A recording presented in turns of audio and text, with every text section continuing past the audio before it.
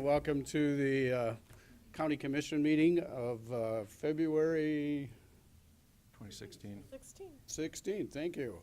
If you'd please stand for the, and you've already done that, for the Pledge of Allegiance. Thank you. I pledge allegiance to the flag of the United States of America and to the republic for which it stands, one nation under God, indivisible, with liberty and justice for all.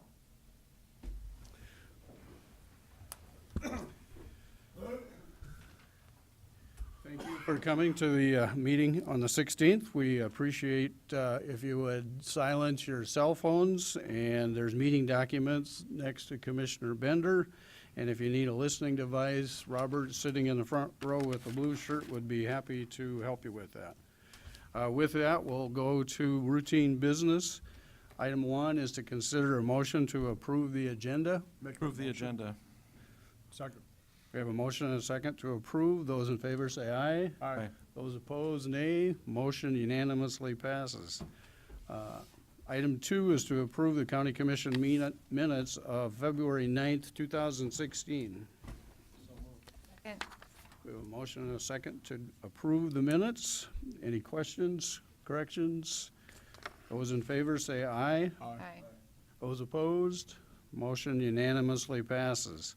Item 3 is bills to be paid is $3,827,926.32. Pay the bills. Second. We have a motion and a second to pay the bills. Mr. Chairman, Yes, sir. I've asked the auditor to come up and comment because there is a fairly, it looks like a big change, but actually this has been happening all along. Our bills are a little distorted by the addition of these funds. Thank you. Good morning, Good morning. Commissioner. Bob Litz from the Auditor's Office, and I've been asked by Commissioner Barth to come up and give an explanation for the hefty balance of our bills here this week. And I'd like you to know that monthly we do a state check, what we call the state check down in the Auditor's Office, and it is actually a 5-part thing. And two of the balances come from the general fund under mentally ill, and one of them is for the human services down in Yankton, and the other would be for the development center up in Redfield. And those amounts for human services this month are over $14,000 for human services, and it's $1,100 for the Redfield. The other 3 parts that make up this state check every month, they are amounts held, and they're generated. 2 of those amounts held are generated by the Register of Deeds, and one of them's for state birth fees, and the other's for state death fees. And those amounts are a little over $7,000 apiece. The big one, of course, is the motor vehicle fees generated by the Treasurer's Office, and that's over $2.9 million. These are regular things that have been going on all along.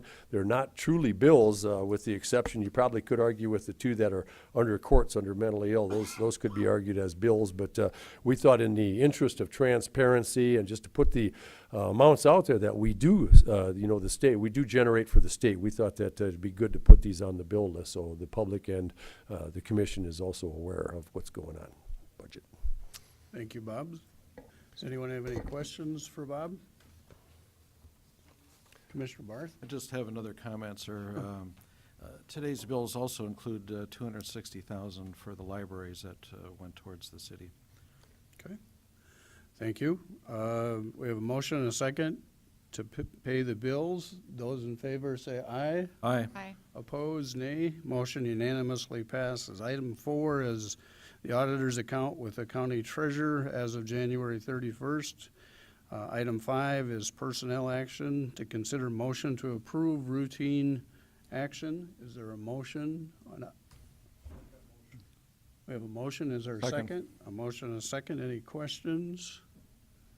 If not, those in favor say aye. Aye. Those opposed, motion unanimously passes.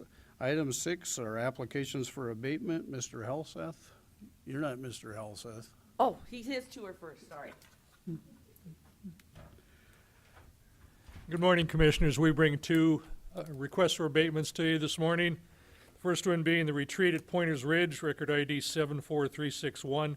This is for a mobile home. It was granted exemption by the board last year in the amount of $58.64. The second one is the estate of Lovan Brenzel, record ID 23159.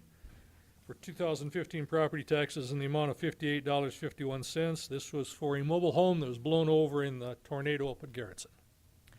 Mr. Chairman, I make a motion for A and B on the abatement list. Okay. Second. There's a motion and a second to approve items A and B. Any other comments or questions? If not, those in favor say aye. Aye. Opposed, nay. Motion unanimously passes. Thank you. Pam, now you're ready. I was beginning to think you were picking on me. Sorry. I'm here to ask for abatements for the elderly and disabled property tax assessment freeze. The first one is record ID 75288, and the amount of the abatement would be $509.68. The second one would be record ID 35532. The amount of the abatement is $307.05. Number three would be record ID 43911, and the amount of the abatement is $694.44. Record ID 48168, $701.21. Record ID 28849, record ID abatement would be for $125.47. Number six, record ID 52615, the abatement amount would be $819.88. Record ID 35142, the abatement is $49.30. Record ID 61705, the amount of the abatement would be $257.48. Record ID 6049, I might be on seven. We'll do seven again, just in case I missed it. I did the 4930 for record ID 35142, record ID 61705 for $257.48. Record ID 60493 for $495.85. Record ID 4000 for $765.30. Record ID 44392 for $590.10. Record ID 38605 for $741.36. Record ID 31235 for $307.70. Thank you. Does anybody have any questions for Pam on any of those assessment freezes? I make a motion to approve. Second. We have a motion and a second to approve, I'm assuming, all assessment freezes. Yes, sir. Thank you. Any other questions? If not, all those in favor say aye. Aye. Opposed, nay. Motion unanimously passes. Thank you, Thank Pam. Chairman, let me ask a question of the treasurer on this Sure. for a sec. Pam, when is, a lot of times the elderly folks forget to do this, which they have to do on an annual basis. When are they supposed to turn in their request for the elderly freeze? Well, they're getting these abatements and the freeze based on, it's an income-based program, so they have to apply every year. They apply between January and March 30th every year. And now, most of these people weren't aware of the program until now. And then it's possible somebody on here forgot, but most of them weren't aware of the program until now. And this law does allow for them to go back and ask for an abatement. Although if you apply for the freeze on time, it's automatically, the abatement is, the tax freeze is automatically applied to your tax bill. But in the case of an abatement, they are asking for the tax relief, and you're not required to give it. It's permissive, so it's up to you whether or not you want to grant it to them or not. But quite frankly, this is the only program that's really keeping a lot of these people in their homes. Thank you. Thank you. Thank you. Item 7 is a notice and request for the East Dakota Water Development District meeting at 9 o'clock on Thursday, February 18th in Brookings. Item 8, there is no planning and zoning notices. Item 9 is petition for compromise. Commissioner Barth. Used No, to we be- changed that, didn't we? We did. Not that I couldn't do it, but That's a payroll deduction for him, so, since you have to do his job for it. Commissioners, Robert Wilson with the Commission Office. Got a couple of compromise and lien applications for you this morning. The first one is DPNO 87734 in the amount of $1,438. The applicant has submitted a compromise and lien application for this DPNO, again in the amount $1,438. The lien is in the name of the applicant and her ex-husband and includes two charges, both for court-appointed attorney expenses incurred in between April and August of last year. The applicant requests a release in full of the lien with no payment as it applies to her, leaving the full amount in place against her ex-husband. There's no real estate transaction involved at this point. However, the applicant purchased a home in May of last year and has been unable to obtain a final title policy on the property because of this lien. The couple was married in 1991 and divorced in 2014. Just going back to the the final title policy, that is a resolution of this lien is a stipulation of the title company to obtain that final title policy. Based on the dates of the invoice, both court-appointed attorney fees appear to be connected to the same case involving the applicant and her ex-husband's son. The applicant says her ex-husband requested the IVC and she was not involved in or aware of the request until after the fact. Billing summary for the attorney involved does reflect correspondence with only the ex-husband. At the time the IVC was initiated, both parents did have joint legal custody. According to her last year's tax return, the applicant has an annual income of just over $51,000, total assets, including the value of her home, vehicle, household goods, just over $200,000. Liabilities include a home mortgage, credit cards, vehicle payment, and various other bills in the amount of $206,000. Reviewed, completed, or included a number of things for your review in this case. I know you've had some communication with the state's attorney's office on the particulars of this application, and I would turn it over to you for your consideration. Thank you, Robert. Kirsten, do you have any comments you want to make? Yes, just that I think there's a little bit of confusion when this application was brought as to what cases the charges were associated with. If you go to the materials that you have before you, the lien screen, if you will, from the auditor's office, there are two charges on there. One's dated 4/30 of 2015 in the amount of $1,240. Although it's titled court-appointed attorney, it was a charge for psychological evaluation in association with a juvenile court case, not with the IVC that's talked about in the application. The second charge for $198 is associated with the IVC. I provided you with a short legal briefing on how that changes the analysis a little bit, but if you have further questions about that, I'd be happy to answer those. Thank you, Kirsten, for explaining that in more detail. If the applicant is here, they can speak. They do not need to come to the microphone. They do not need to be identified. They don't have to give their name. And they can make any responses that they would like to make right from where they're at. Is the person, would you like to make comments? Well, I guess, I don't know what, he was talking about the first 1,200, what was that for? It was an associated with a juvenile court case for the minor child. Court-appointed attorney? It was actually a psychological evaluation. Okay, and, I guess my thinking, maybe I'm wrong, my ex-husband had custody of that child, so I was having that amount deducted from my child support for the other two children at that time. So basically, I was paying child support to my ex-husband.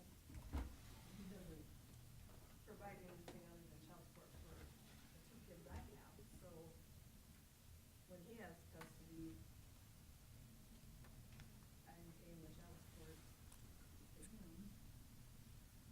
And if I may explain a little bit, on the IVC laws, the petitioner is charged with the certain legal expenses, and since the petitioner in that case was your ex-spouse, that's the person responsible for those fees. However, in juvenile court, physical custody aside, if there's legal custody between the parents, both parents are actually liable for expenses up to a certain dollar amount that's not applicable here, but both parents are actually responsible for those charges in juvenile court. It's a little different statutory language there, so.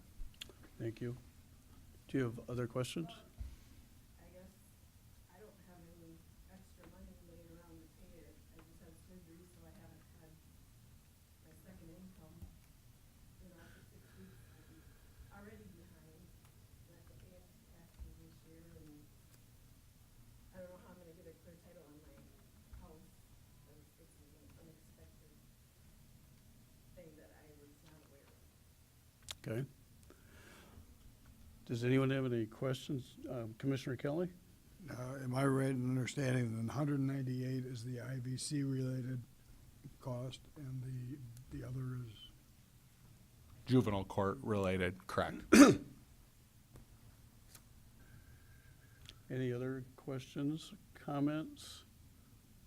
I have one question. I'd just like to clarify, there's no real estate transaction pending currently, correct? You're not currently trying to sell your home? No. Okay. Mr. Chair. I guess if my son was 18, is it because it was a juvenile court even though he was incarcerated and not in school? Does that change anything? Or was he turned 18 last December of? It's under the jurisdiction of the juvenile court, and without going into too much detail about the case, it was a probation violation stemming from an offense before the age of 18. It would still apply, in my opinion. It's still, the charges would still apply at that point to the parents. I'm, still paying for all his stuff, and he's 19, and I'm still responsible because now we're in between, and it's, trying to get him back on his feet, but it's really been a burden, and this isn't helping. Commissioner Kelly? If there's no more discussion, I have a motion. I'd move we remove the 198 from, the $198 from her name on the lien, but leave the 1,240, is it?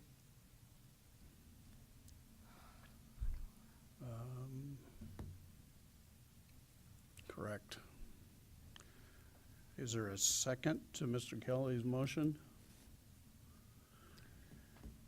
Is there a second? I'll second that motion. Thank you. Is there any more conversation about the motion? Commissioner Kelly? Well, I think it's pretty clear that, in the law that the parents are responsible for these expenses incurred. Both parents are responsible. The 198, the IVC, if you interpret it correctly, it will go against whoever ordered the IVC. Whether or not that's fair, I don't know, but so I really believe that both parents do have an obligation on this thing, and I would urge your support. Commissioner Benega? I just have a comment as well. Yes, go ahead. I mean, these are always very difficult and very, I'm sympathetic to difficult situations, but I do think that parents have a responsibility, and we don't charge interest, we don't send collection agencies out. There's no urgency necessarily to pay this. And so for the time being, I think it's appropriate to leave it the way it is, or the way the motion has been made. Mr. Chairman, I think that IVCs amongst family members should be just done away with, the costs there. And so I think that 198 or whatever should just be taken off completely.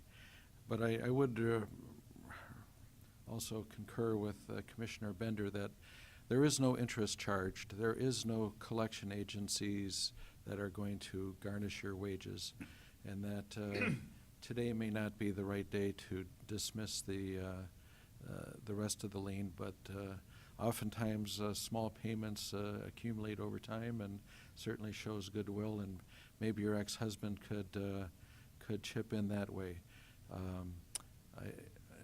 If not, he should maybe contact us. So I'm not going to support the motion as it is, just because I want to do away completely with the smaller lien. Thank you. Any other questions, Commissioner I- Kelly? I guess I don't believe that that's the question at hand right now, but, because the other petitioner, or the other one has not petitioned us. I do think that she and her ex-husband are gonna have to get together and say, if this passes, and say, okay, we both have a lien against, so anything that happens, this is gonna come up, and start making payments against it. I think by the time you would go to sell a house or buy a house or whatever, that perhaps you'd have it paid down. Our Commissioner Clerk, Cindy, has some interesting observations that I'd like her to explain, and maybe we may need, Kirsten, your evaluation of that, but would you make your point? In past practices, in cases like this, when a petitioner is responsible for one item on there, I know the commission has authorized them to pay half of that amount, releasing the rest of the lien in full against them, and then leaving the other half in the name of the ex-husband, or just releasing her part. If you want her to start making payments that way, she could pay the half of the $1,240, $600, and can't remember where I wrote that. $620, Yeah, $605. And, in time, then she could get clear title if you would release the lien in full against her upon that payment. It's just, as past practices, we have done that. The commission has done that. And my ex-husband has done nothing to build his credit after our bankruptcy. I've been working hard. Now, he's gonna do it. So I'm gonna get stuck with it again. Thank you for your comments. Other comments or questions? Mr. Chairman, I guess I would urge defeat of Commissioner Kelly's motion and suggest that we come up with a new motion. I would entertain, if you wanted to make an amendment to that, to remove the whole. Well, my 91. amendment probably would be to dismiss the IVC charge completely, Mr. Kelly. I would probably support you on that. Okay, I will make a substitute motion to divide the lien between the applicant and the ex-spouse, and to dismiss the IVC charge. I will second that. We have a motion and a second to eliminate the IVC charge and to divide the balance with the ex-husband. Right. Do you have that recorded then? Okay. I knew you would have a comment. And to be clear with that, you will have to record that in the Register of Deeds office as two separate liens in those two half amounts for it to be enforceable, because otherwise there's no paper trail to it. So if you're going to do that, that additional step needs to be taken. I just want to make sure that we're doing that. Okay. Is that something we have to do, or, The auditor's office has to do. okay? Is everybody clear with that? It's a good point, though. Thank you, Kirsten. Any other questions or comments? Do you have any other questions or comments? Thank you for coming. Procedurally, We will let you know after we decide what's going to happen. Is that okay? so we vote on the substitute motion and then make that the main motion, right? So we Mhm. vote twice. You'd- That's correct. Sorry. So we're going to vote on the substitute motion first, which is to eliminate the IVC, and then the balance will be split in half between the ex-husband and the applicant. Correct. And that's the way it should be recorded in the auditor's office. Any questions? I think we can just do a voice vote. If you would call a voice. Bender? Yes. Kelly? Yes. Barth? Yes. Benega? Yes, motion unanimously passes. Now we vote on the substituted main motion. And I think we can just do a voice vote on that. All those in favor of the voice vote for the substitute that was made, vote yes. Does everybody understand that? No, No. try it again. Do it. How about if we go aye? We can go aye, yeah. We've already voted for the substitute motion. We're going to vote again for the main motion with the substitute included. And if the main motion again, I've forgotten part of that. Would you read that? Well, Mr. the Chairman, now the substitute motion substitute is has the been main. Point of order. I need one less person telling me. Go ahead, Kirsten. The substitute motion is now the main motion. That is what you're voting on. Okay. Yes, we'll adopt it. No, we'll reject it. Thank you. Thank you. Yes, we will adopt the substituted motion. You'll Yes. adopt that. Now, that is now the main motion. Okay, so it is a positive response, correct? Aye. Does everybody have that? Jeff, you're holding your head. I'm ready to vote. Okay, I'm sorry. All those in favor of the motion say aye. Aye. Those opposed, nay. Motion unanimously passes.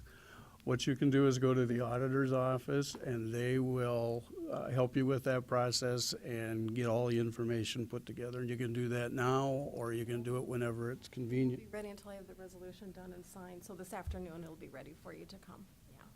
We'll make you make another trip. All right, thank you. Now I know why Cindy went to go see her grandson. By the way, the reason she's not here today, she's celebrating the birth of her first grandson, and she thought that was more important to come to listen to us, which I would agree with. Jeff or Robert, we're on item B, correct? Correct. I have one more compromise lien application for you. The office received the application from the applicant for DPNO 585547 in the amount of $2,790.81. The lien is in the name of the applicant and his ex-wife. The applicant is attempting to purchase a home here in Sioux Falls for the purchase price of $77,250. Closing is scheduled for later this week on February 19th. This lien was discovered as part of the title work leading up to the closing. The applicant requests a compromise and release in full upon payment of $500. He indicates his ex-wife is out of state and the likelihood of the county receiving any funds from her is virtually non-existent. County services associated this lien were provided between 1980 and 1991 for rental assistance, food, court-appointed attorneys, and other unspecified services. Basically, in some of these cases, going through our records, we were not able to determine what all the services were provided. We were not able to do that in some of the cases. The couple was married on January 21st, 1980, and divorced on February 22nd, 1991. All county assistance, with the exception of the final 4 rental payments that you have in your briefing materials, were provided when the couple was married. And it does appear that those examples of assistance provided after the marriage had ended were provided to the applicant.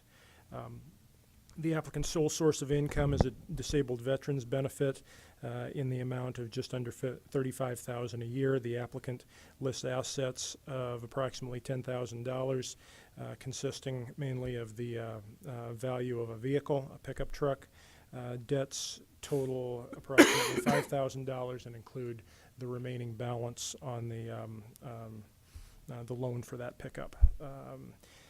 He indicates that $500 payment that he's offering is the most that he can make prior to the closing date. Again, we've provided a number of the pieces of supporting material for you as you review this application, and I would stand by for any questions. I don't believe the applicant is here, but I know somebody associated with the loan application and helping the applicant complete that process is here if you have any questions for that individual. Okay, thank you, Robert. Thanks for all your work. Does anyone have any questions of Robert, Commissioner Kelly? Robert, there's been no charges since 1991, am I reading that correct? That is correct. And I'm curious, when do we write off, is it 30 years? That's correct. I don't have a problem with this. Any other questions for Robert? If the representative is here who would like to make some comments, they can do that by just staying where they're at and making those comments. Does not need to identify themselves. Someone's already looking at me already, so I wasn't the guy. I'm the mortgage loan officer. The applicant is a disabled veteran, and I've been working with him for about 5 years to get into a house. He was at one time, living in a motel room and had many debts out there.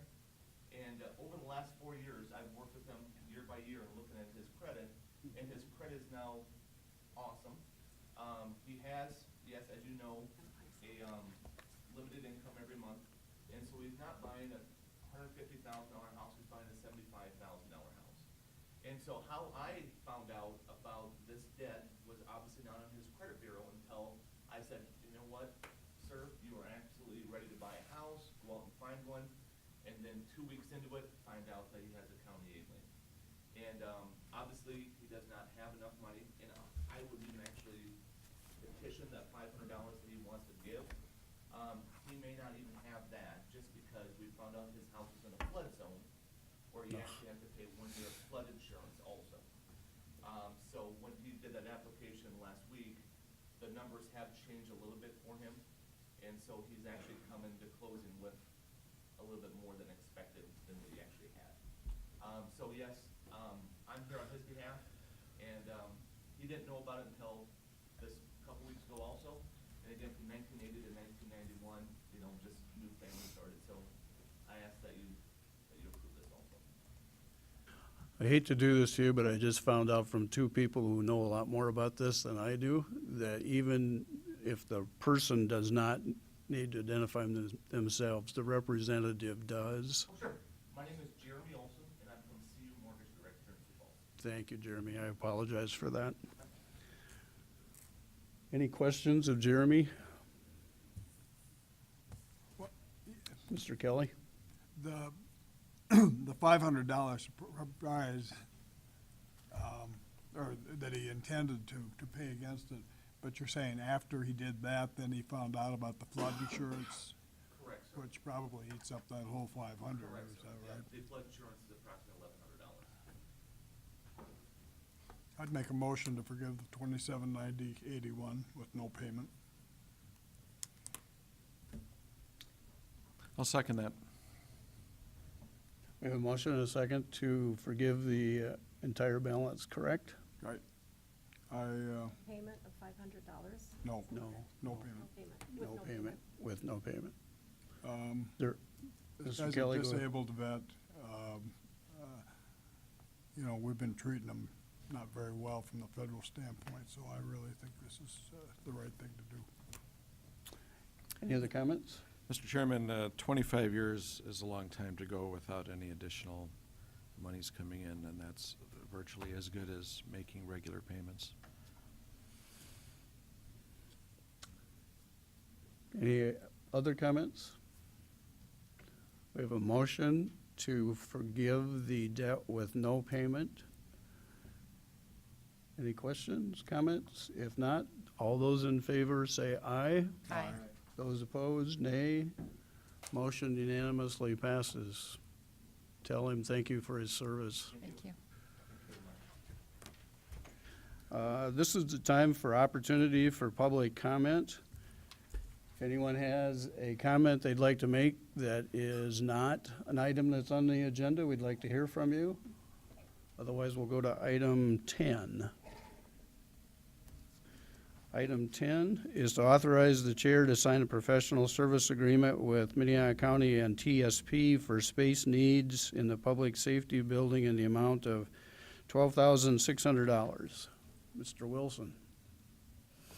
Commissioners, morning again. Robert Wilson. Several weeks ago at the Building Committee meeting, you considered a proposal from TSP to conduct a space needs study on the second floor of the Public Safety Building with the specific view of determining if that may be an appropriate fit for a relocation of the State's Attorney's Office.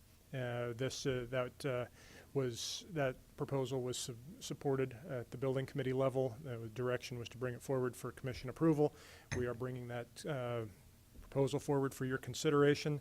Again, cost on this would be $12,600. Completion time would be approximately 6 weeks.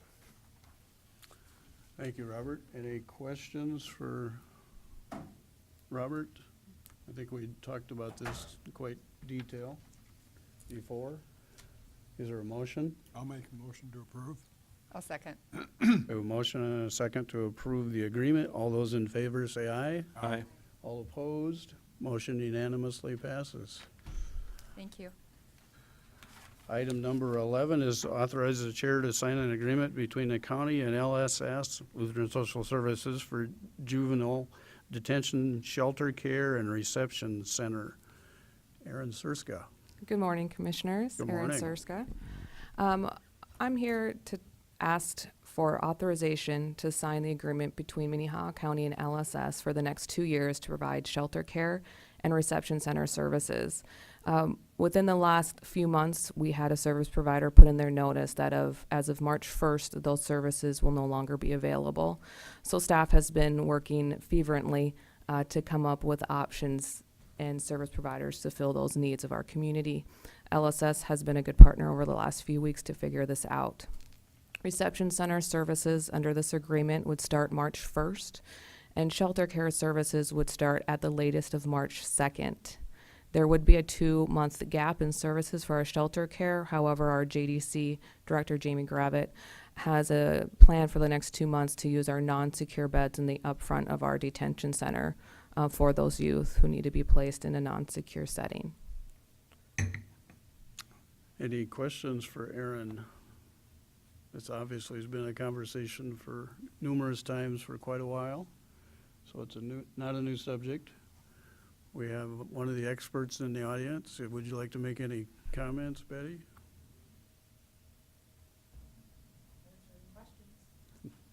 If you do, you need to come to the microphone and identify yourself. Anybody have any questions for Betty? Mr. Chairman, this is a very complicated and actually expensive thing, and I do think that additional explanation and remarks would be beneficial for the community. Basically, our one contractor that's been helping us with youth is leaving us, right, Aaron? Yes. And now we have to, in the middle of the stream, change horses, and it's a difficult process and not one that we are necessarily all happy about because we have so many other irons in the fire, but it needs to be done. If you wouldn't mind coming forward and telling us about not only your experiences here, but you also obviously have a program in Rapid City that's very similar. Thank you, Chairman.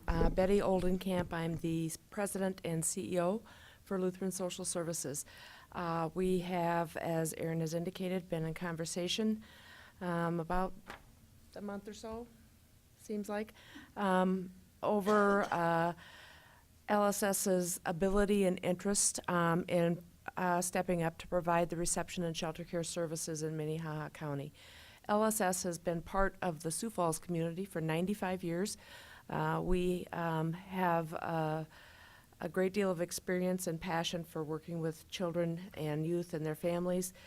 We have been operating a similar program with Pennington County, a partnership with Pennington County, within the walls of their Juvenile Services Center building in Rapid City for about 2 years. We kind of came up from the start with them with that particular service as they moved into the alternatives to detention model that is also in place here in Minnehaha County. We have had great success with the program out there. Part of our focus is for those youth that come into the reception center are into shelter care to do not only work with the youth, but work with their families and make every effort that we can to get them connected to community resources and to get the family unit stabilized so that the youth can remain in a family setting versus needing to progress further into either the justice system or into Department of Corrections or Child Protection Services. Part of our proposal, I know on the upfront, a 2-year commitment and a significant amount of money, but what we are offering is the ability to use our current LSS facility that's located out at 4th and Presentation Street. We will convert part of the usage of that, which will gain us efficiencies in terms of some of the operating expenses of the program and bring together some of the resources we have there in terms of psychology, psychiatry support, nursing, food service, those types of services that can complement this program and be more efficient in the operation. If this contract goes forward, we will make a request to the Department of Social Services to have a rate for reimbursement established for this program so that we could also serve kids that need shelter care through the Department of Social Services, the Department of Corrections, or other counties, and that funds received through that process would then offset the cost to the county. Commissioner Bendigo. I have just a couple of questions. One, just for the benefit of all of us, but particularly for the people who may be watching, can you explain when a youth may end up in a reception center or when a youth may end up needing non-secure services? Certainly. Thank you for the question, Commissioner Bender. I'll speak first to reception center services. And I'll ask that Aaron correct me if I'm wrong. But with reception center services, law enforcement picks up a youth for an alleged violation. They call into the juvenile detention center to have a risk assessment completed. The results of that risk assessment are what make the determination of whether or not that youth needs secure detention or a non-secure option. Oftentimes when law enforcement are working through that process, there is, they've been determined not to need secure detention, but there takes a period of time to locate the family or other responsible adult for that youth to be with. And so the reception center is a place where law enforcement can bring that youth. That we will do the work of tracking down the parents, trying to do some initial assessment with that youth and determine if there are service needs that are unmet, do some work with the family. It frees up law enforcement to go back to the primary responsibilities of their job. Reception center is a less than 24-hour place, so it's not a bed. It's generally a room with some furnishings. We have an office where we can do an assessment. We'll provide a meal if they need a meal. We've got a shower if they need a shower, those types of things. Shelter care service is in those instances when the risk assessment has determined that the youth does not need secure detention, but can be for a variety of reasons. We can't locate the parent. The parent can't assure that the youth will make it to their court date. The shelter care is a place for that youth to stay until their court appearance. The length of stay in shelter care typically is going to be under 10 days, but it can be a 30-day stay. And then if that youth is maybe waiting for placement in a chemical dependency program, that stay can be extended for a second 30 days. The difference between what LSS is proposing to offer and what you had with the prior provider is our program will be only shelter care. It will not also be group care. So all the youth that are in that program will be targeted for that average of a 7 to 10 day stay, but at max a 30 days, so you won't be trying to mix youth that are needing a longer-term stay, maybe a 6-month stay, with youth that need a very short-term stay. The difference is what we would do in terms of a provider, in terms of what we offer in those settings. It's really hard to mix the two and have effective intervention for the short-term stays as long as the long-term stays. So our focus is the short-term stays. It's specifically designed to complement the juvenile detention alternative initiatives that have been in place in Minnehaha County. Thank you. Good question.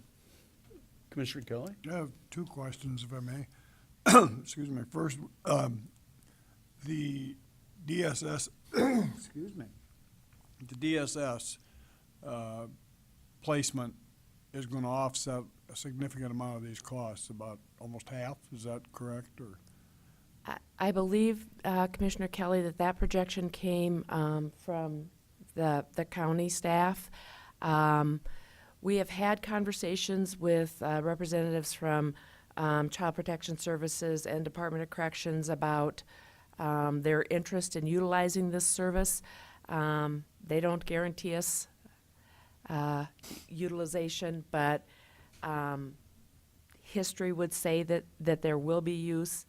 I can't actually speak to how that dollar amount was developed. and maybe I'm wrong in the, is it DOC or DSS, but, and Aaron, you can answer too if it's your, but are there any alternatives for DOC to use other than this facility in this area? I can speak to that question, Commissioner Kelly. For shelter care that is designed for the short-term stay, this will be the only resource in eastern South Dakota. There are other group care resources, which is typically your longer stays again, in the Sioux Falls area for boys, and that is McCrossen's Boys Ranch. For female adolescents, for girls that are in need of group care, the closest program will be Aberdeen. And then there's also a program in Rapid City. So is there, obviously there's a charge at McCrossan. Is the charge, the rate you're gonna have competitive with the McCrossan? I just don't want the state all of a sudden saying, hey, we can save $10 a day and bye-bye to us. Commissioner Kelly, we don't have a rate yet for this program. I do anticipate that it will come out to be higher than the rate that McCrossan's has, because it's a different level of care and because it's a smaller capacity. They have, I believe, 40 to 50 beds in that range, so that changes the rate structure for that program. But again, their program is not designed for short-term placements, and it will not have the capacity for the reception center services. And second question, the evening report center, will that still exist? Look to someone else to answer that. Which has been handled in the past by our current provider, right? Jamie Gravitt, Director of the Juvenile Detention Center. At this time, we're still working to seek a provider for the Evening Report Center. We'd been working with one provider. We thought we were going to get something arranged, and then they decided they weren't prepared to take it on at this time. So we're still working through the Evening Report Center at this time. These are kids that are on a scram? The kids that would be in the Evening Report Center, most of them would have an electronic GPS electronic monitor. Some of them would also have a scram. Most of them are on the community supervision program as well. Okay. So they're still going to have the community supervision program available to supervise them in those troubled times. It's just that we currently don't have an Evening Report Center to enhance it. So what, excuse me, but what's gonna happen if you don't strike a deal by March 1st? What, are you gonna use your facilities then as the report center, or? We haven't finalized a plan for that at this time. We're still seeking a provider. We could possibly transition some of our staff to run it, but if we do that, we would look for a location like a church to volunteer some space for us. We wouldn't want to bring them into the detention center to do that. Okay, thank you. Just one comment on that. As we were looking at our time frame we have to look for different providers and fill these services, our reception center and shelter care provided the higher need.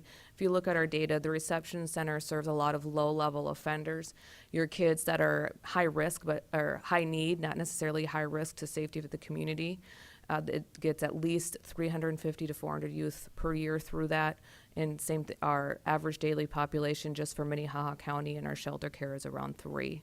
So once we have a plan of action and time frame for our reception center and shelter care services, we'll work as a staff in looking at different providers and options for the evening report center and move forward with that and bring that to you as soon as something is found. Commissioner? Aaron, I had one other question for you. Can you bring us up to date on what kind of information has been provided to our county, the other counties that are in partnership with us in this program?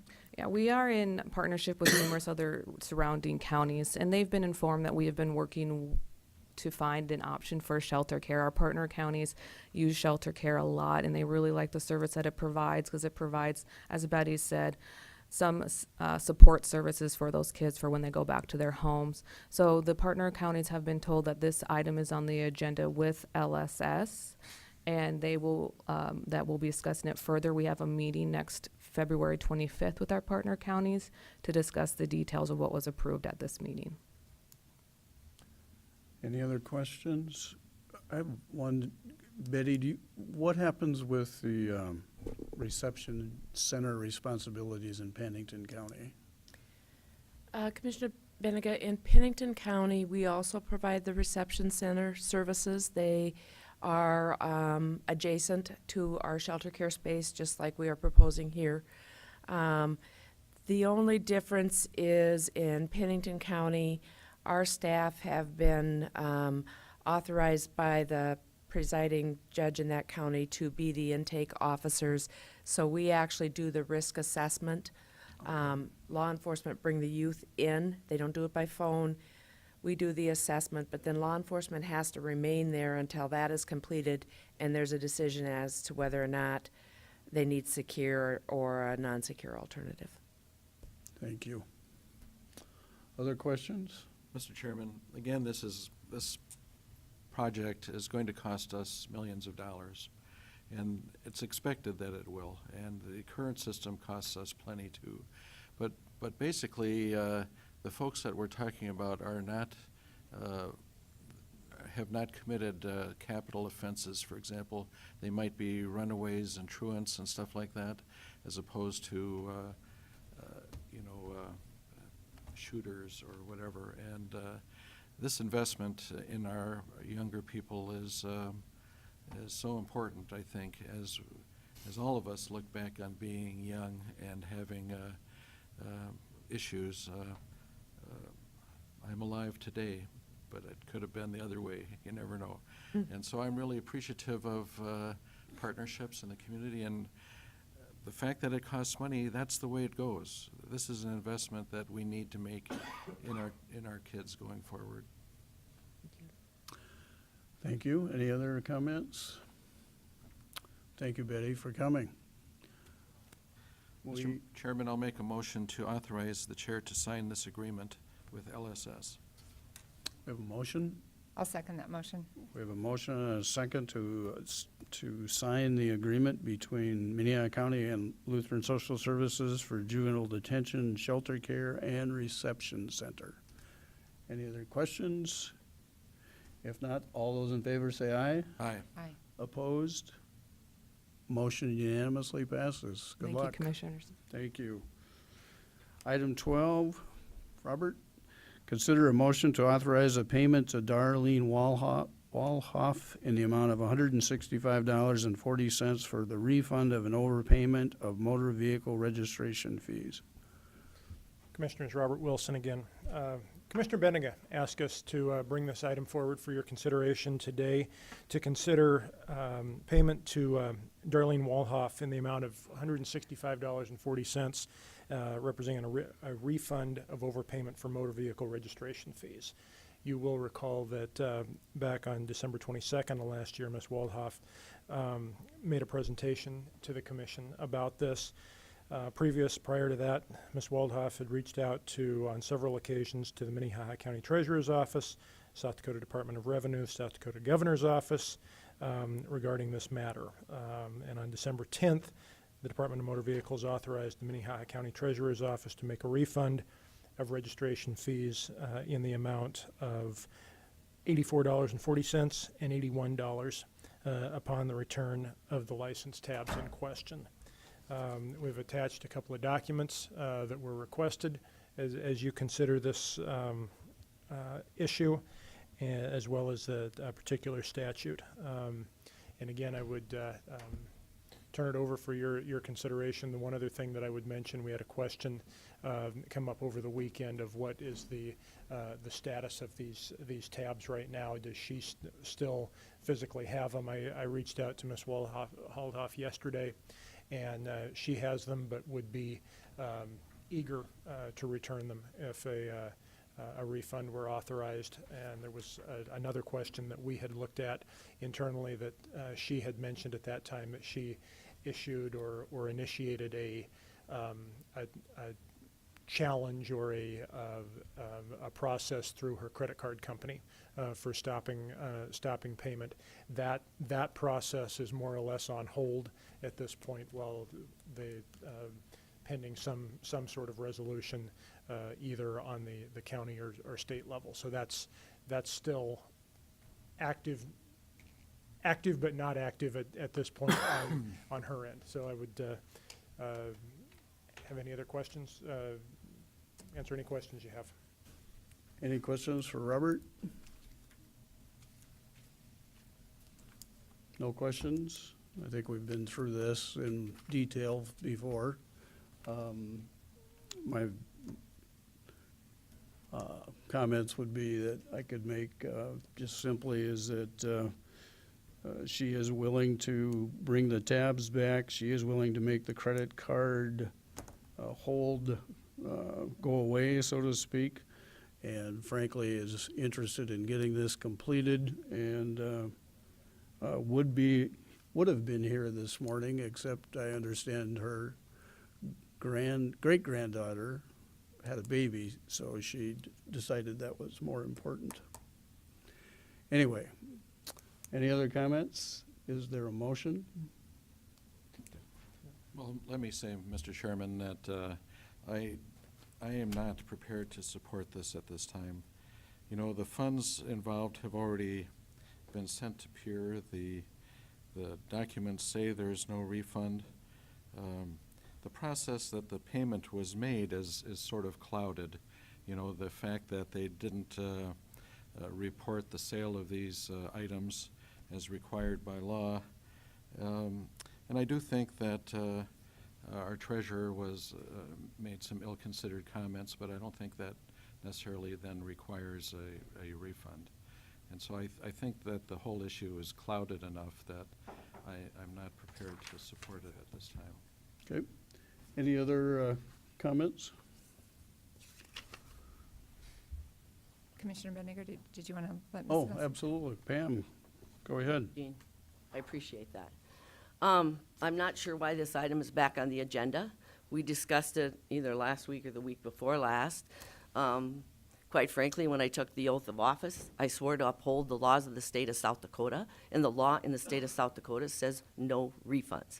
Now, in the statute, it talks about for overpayment, not for licensing and error.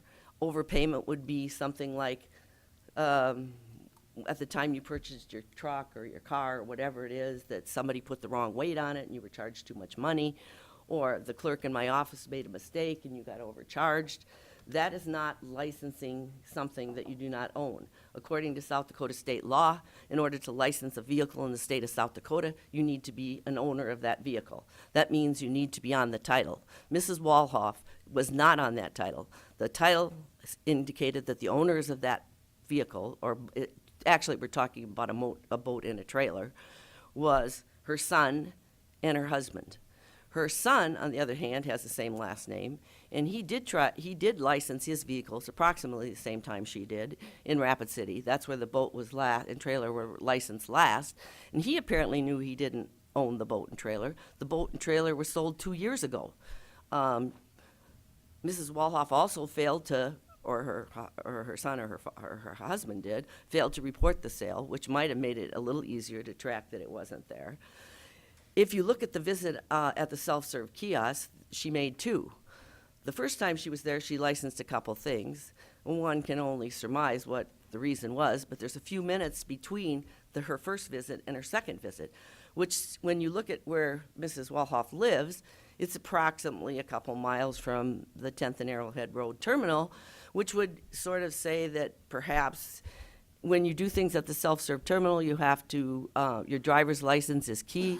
It is what pulls up your record, allowing you to license or not license something. So in order to have made that purchase or license in the first place, she had to have used either her son's driver's license or her husband's driver's license, because it would not allow her to do that without doing so. So there are a lot of reasons why Mrs. Walhoff wasn't entitled to a refund. The state also erred in the amount of the refund that she might be entitled to get, but, you know, I guess you didn't check on how much that was. Actually, she'd only be entitled to $66.20 because apparently the boat and the trailer didn't set for a complete year before she licensed it. So in the state system, if you don't, provide an incentive for people to license their vehicles as required by law and in the time frame that they're supposed to, you have to leave it. So you can't drive around and use these plates and stickers for 10 months, 11 months, couple days before 12 months, and then come back and expect to get your money back. So it has to sit for a full year. Since the record that the state said in authorizing that refund, they just merely can authorize it, it indicates that she got charged for 2 years. That's because she hadn't probably let it set for the 2 years, and it picked up 2 years instead of 1. So I guess that this is kind of a slippery slope. The law says no refunds. That's pretty clear. When you talk about the statute, having served in the legislature for 8 years in the Senate and 2 years in the House, and as vice chair as the Judiciary Committee, I have a fairly good understanding and have been trained in laws, how they're made and how we implement them. Generally speaking, if you have a law that specifically says that there's a reason for a refund, that excludes the rest of the reasons. Now, if they wanted to make a laundry list of everything, they would have done so. They chose not to. The only thing the statute really authorized is for overpayment. Mrs. Walhoff did not overpay. So quite frankly, I am hurt and feel disrespected. I feel badly that over all these years that I've served, over 38 years in public office, my opinion in my job, you have so little respect for me and that. Quite frankly, nowhere in the statute, and you took an oath in office too that said you'd uphold the laws of the state of South Dakota, nowhere in your job description or in state statute does it give you the authority to authorize that refund. So I guess my question for you is, if you decide to go down this slippery slope, feel free to be asked on a regular basis for people who don't know what they own and make a mistake. I didn't write that law.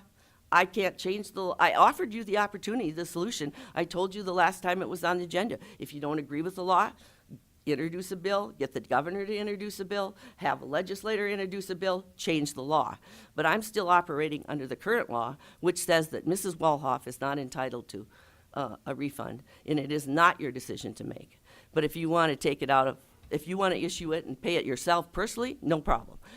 If you're going to pay it out of the county's funds, I want to know which funds you're going to use.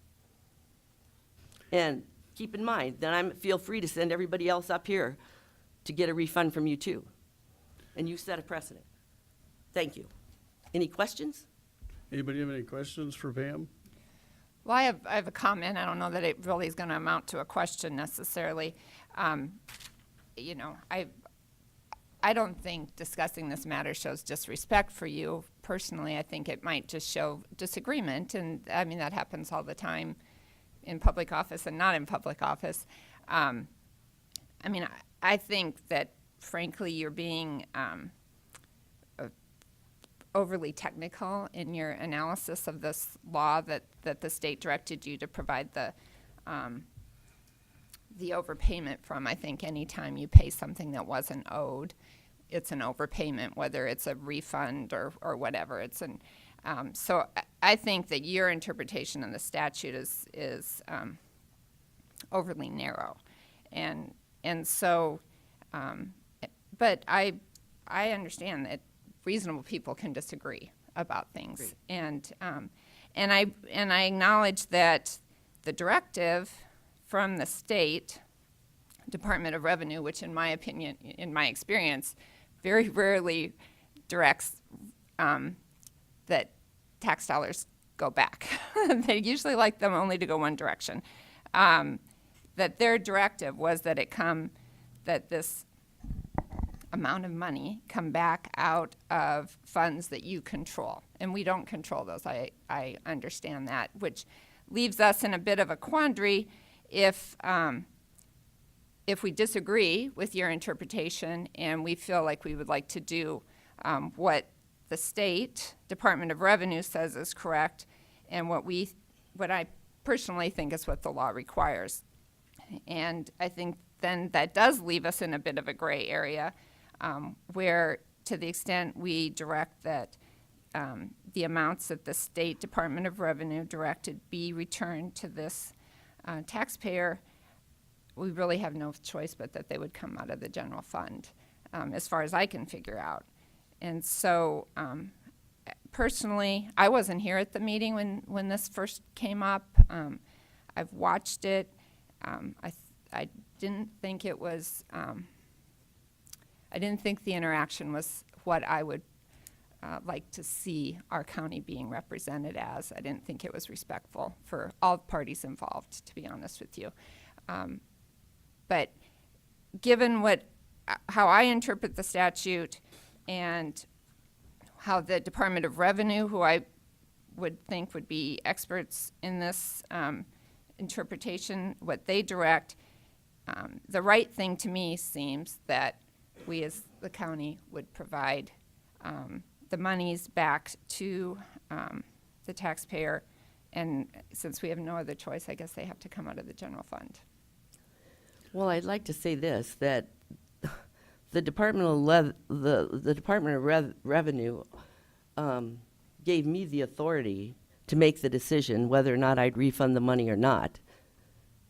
They clearly tell people on a regular basis, it's not our decision, it's the county treasurer's. And I have decided for the last 38 years that I've been in public service that I tend to follow the law.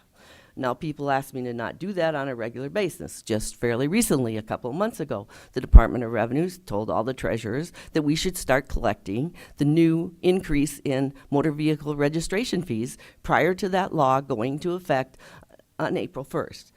I said, no, I'm not going to do that. That's not how the situation works. The law doesn't go into effect until April 1st, so I'm not going to charge people until the law is in effect. I mean, every day somebody tries to tell me how to do my job, and I don't have a problem with that. But in the end, I rely on my lawyer and legal opinion, and quite frankly, when I asked the lawyer his opinion, he said that he probably would give the money back. When I asked him point blank, are you telling me I have to? He didn't say I had to. When I asked several other lawyers, he said he would. And so, but bottom line, it doesn't really matter because it's not his decision either. It's mine. By statute, that decision is mine, not yours. Can I just clarify something that you Sure. just said? What I heard you say, I thought, is that you rely on your legal counsel, but in this situation, you declined to follow your legal counsel's advice. I don't think he necessarily advised me. He said he would do it. I didn't ask him what he'd do. I asked him if I was required, and I asked him point blank, am I required to give the money back? And the answer was no. Okay, thank you. So I did follow his advice. I'm not required. So his interpretation of that conversation might be different than mine. I don't know, but that's how I remember it. Kirsten, would you like to make a comment? I'll start with this. Under South Dakota law, I am required to represent all elected officials for the county. That includes the treasurer as well as the county commission. Since there's quite a bit of disagreement on this, I'm not going to respond to the characterization of our question here by the treasurer, but I will say that I've made clear in all my legal briefings, I've given them to Pam, and I've given it to all of you. You can take that legal briefing as attorney-client communication and do with it what you will, but that stands what it is. So, I mean, unless I'm getting a waiver from everyone to talk about it publicly, but I don't think that's going to happen. Thank you. Any other questions? Mr. Chairman, just to clarify some points that Commissioner Bender brought up, I actually, during the day, often have not too much to do, so I called another county treasurer and asked her view, and she said no refunds.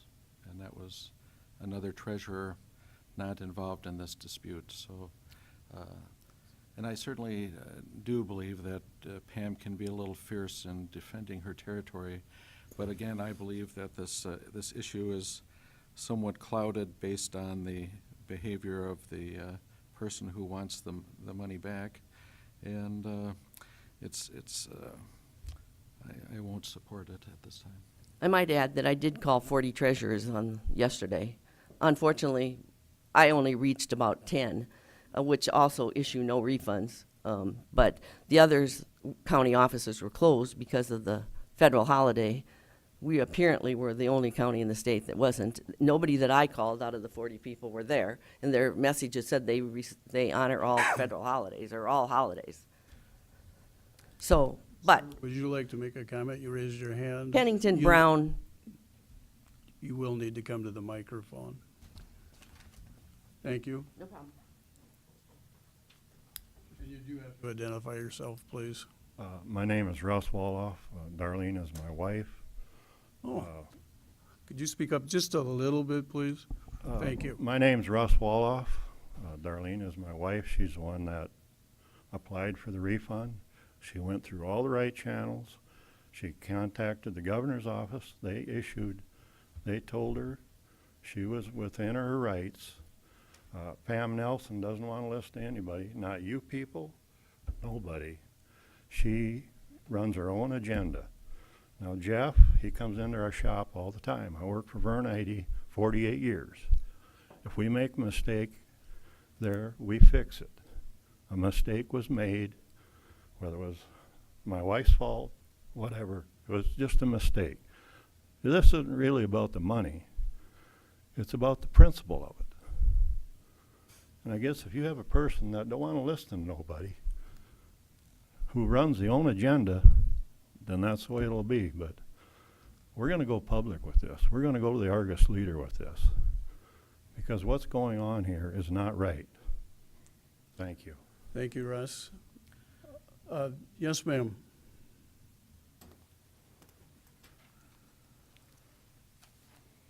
Hi, Amy West. I work for the Treasurer's Office. Some clarification that I think is getting missed in some of this conversation is that initial amount of the refund is dated off of a correspondence from the Department of Revenue dated 12/10. And that authorized basically the full amount, which would be what Pam was talking, the retro licensing plus the Ford. On December 14th, Pier issued basically a rescinding letter advising only a refund of $25.20 concerning the boat, or concerning the trailer, and amount of $41 concerning the boat. Mrs. Walhoff did come in on the 14th. Unfortunately, since that letter was just issued on the 14th, she had not received it, the changed amount for the refund. She came in. It's my understanding that Pam and her had a conversation concerning, this is kind of against policy, but, we'll do the 1-year refund, this and that, provided you do the registration. Since it wasn't the full amount, Mrs. Walhoff refused the compromise refund.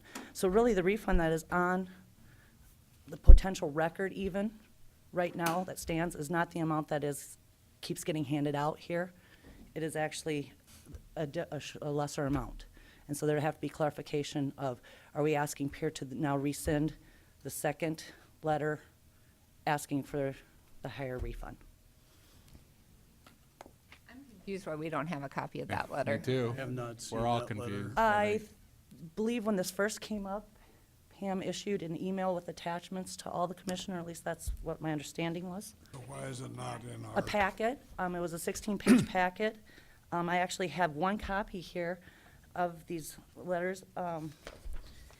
Inclusive in that packet, if I'm not mistaken, was the original refund that was allowed. And then that was rescinded, application on April of 2008 based on House Bill 1081. And I think Pam brought all this to your guys' attention back then. I can hand you the paperwork I have here concerning it.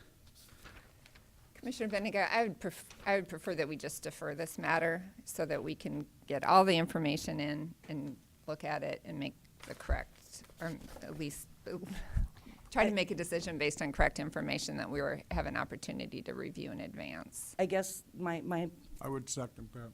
okay, because my primary question was just based on the conflicting of dollar amounts. You know, when you're authorizing a refund, the most current one that's been authorized by the Division of Motor Vehicles is a lesser amount. than I what you're appreciate you discussing. bringing that to our attention very much. Thank you.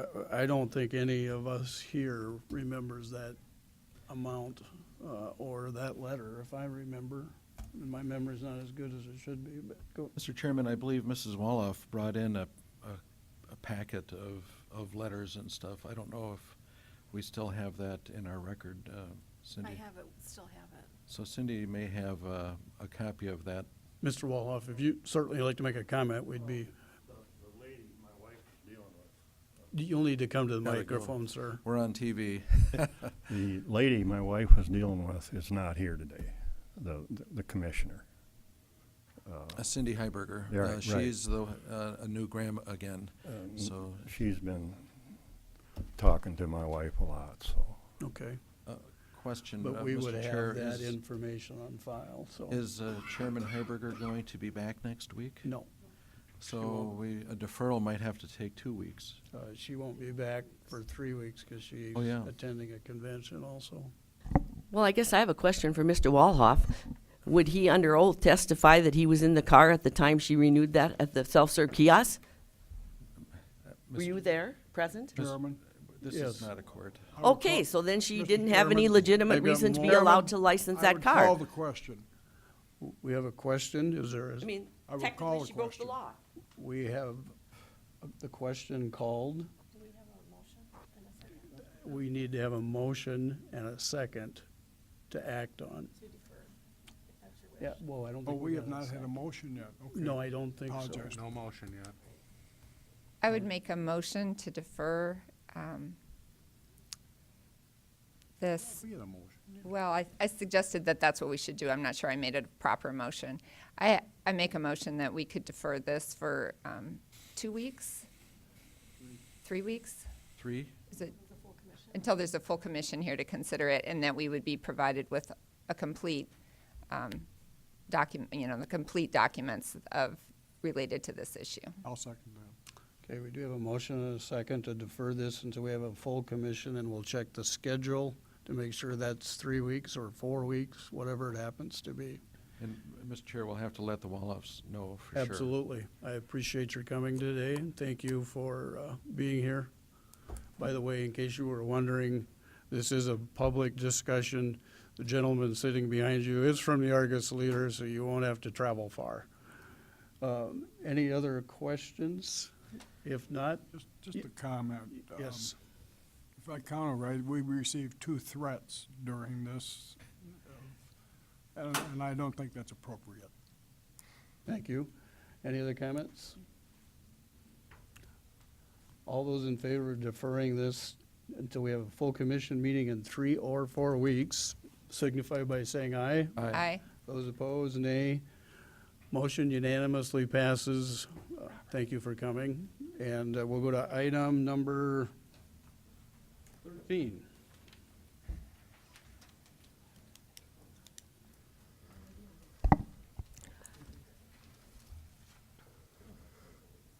Good morning, Commissioners. Kim Adamson from the Auditor's Office. I'm here this morning to request a motion to authorize a $214,773 transfer from the general fund to the emergency management fund, which is in accordance with our 2016 budget. Thank you. Anyone have any comments or questions of Kim? I make the motion to authorize the transfer of $214,733 from the general fund to the emergency management fund. Second. We have a motion and a second to transfer $214,773 from the general fund to the emergency management fund. Those in favor say aye. Aye. Motion unanimously passes. I'll, Kim. yeah, thank you for your Good patience. job. I should have read that first, and I apologize. Authorized chair to sign, item number 14, authorize the chair to sign equitable sharing agreement for participation in the U.S. Department of Justice Asset Forfeiture Program. Kristen Trana. Good morning, Kristen Trana from the Sheriff's Office. Morning. Bringing to you routine action. I bring this to you about this time every year. The Equitable Sharing Program, there's not a lot of it anymore, but we do have balances that we're carrying forward. So it's kind of through the drug program where we receive some of those forfeitures back in funds to be able to utilize for law enforcement purposes. So this agreement just allows us to maintain our participation in the program and carry forward the funds. And so if I could get your authorization just to continue on that agreement, I'd appreciate it. Make the motion. I have a comment. We have a motion and a second. Mr. Barth. We call it the equitable sharing agreement, and we don't get equity out of this. And I'm sad about that. Commissioner Barth, you make me laugh because I think you say that every year too. How long can you carry some of these funds forward? We do occasionally get additions to them, but as far as I know, as long as we maintain this agreement and as long as we maintain our records, we can carry them forward until we utilize them. Okay. Thank you. We have a motion and a second to approve the agreement for the with the U.S. Department of Justice Asset Forfeiture Program. All those in favor say aye. Aye. Opposed, nay. Motion unanimously passes. Thank you. Thank you. Item 15 is to consider a motion to concur with the recommendation of the chair to reappoint Paul Flogstead to the Minnehaha County Housing and Redevelopment Commission. Mr. Wilson left, so I will do that. And Dick have both worked with Mr. Flogstead for a number of years. He's an expert, I would say, on housing-related issues. He's been in that business, and I think he's an excellent addition to the HRC, if you will, so I would hope that we would approve his reappointment. That's my motion. Second. We have a motion and a second to approve Paul Flogstead to the County Housing and Redevelopment Commission. All those in favor say aye. Aye. Opposed, nay. Motion unanimously passes. Thank you. Robert, we got you running back and forth. Would you like to address item 16, which is an update on the legislative session? Indeed. And I will, I'll be brief this morning unless you have some questions. We are a week away from crossover day. So a little bit of a procedural time where we've passed the deadline where all new bills that are going to be introduced have been required to be introduced. So we've got a more or less a set body of work that they're now looking at, and that crossover day next Tuesday is when everything that is eventually going to proceed and be considered for being passed by both houses and potentially signed by the governor has to get from the House of Origin over to the others. So it's again kind of a procedural time that getting everything through that process. And a lot of the main bills that we are watching haven't seen a whole lot of action recently. Tomorrow, House Bill 1005 that would raise a number of the Treasurer's Office and Sheriff's Office fees. That will be up for consideration, hearing in Senate Local Government. Passed on the House side with pretty good margins. We've got a couple other bills that we've been watching that have hearings today and tomorrow. But again, the main ones, 1005 and then Senate Bill 2, which would redistribute a portion of the alcohol distributors tax that is waiting at this point, more or less, as they get through some of those other bills that have to be processed through prior to crossover day. So I'll keep it short unless some of you have specific questions, but that's where we're at for now. Thank you, Robert. Anybody have any questions for him? If not, thank you. We'll go to item number 18, which is new business. Pardon? Yeah. Oh, don't have it on the agenda. 17. Oh, we sure do. I checked it off already. Does anybody have any liaison assignments? No liaison assignments? Mr. Chairman? Yes, sir. We did have a meeting at CCOG talking about cooperation between Lincoln, Minnehaha, and the city of Sioux Falls, and some steps are being taken to continue cooperation and expand our joint activities to improve service to our citizens. Yep, thank you. Can I follow up on that a little? Certainly.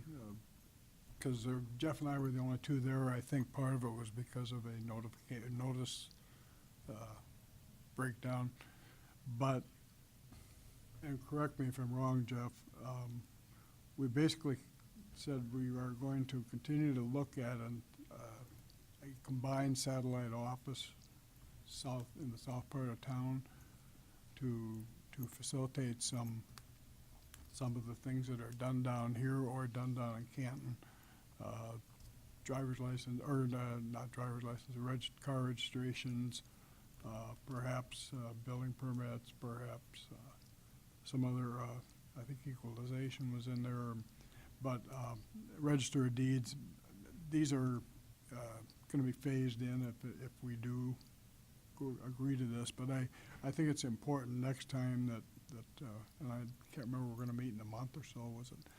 I think it's important that everybody try to attend there. It's a joint city, county, and Lincoln County venture, and these items will be brought either to a joint meeting or, in fact, I think that's what we were talking about, was a joint meeting of Lincoln, Minnehaha, and city. This month's been called off, so I would imagine we're talking about March. Yeah, and I will just clarify that I was there at that meeting, not at this particular CCOG meeting. I am the treasurer of the corporation and a member of the board of directors. So there were three of us there for about a second. I signed checks and I left, so there wasn't a quorum that people would say that all three of us were in attendance is a stretch, because I was gone quicker than I got there. Any other liaison reports? If not, new business items.